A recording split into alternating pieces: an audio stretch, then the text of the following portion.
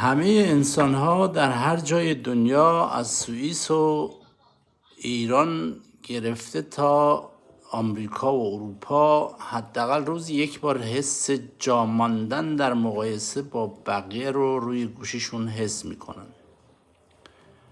آیا احساس میکنی همه دارن توی زندگی جلو میفتن و فقط تویی که عقب موندی؟ این یه تله روانی به اسم فومو. مغز ما عادت کرده پشت صحنه پر از چالش زندگی خودمون رو با بهترین ویترین چند ثانیه‌ای بقیه مقایسه کنه. تو داری واقعیت سخت خودت رو با روتوش شده ترین لحظه بقیه میسنجی.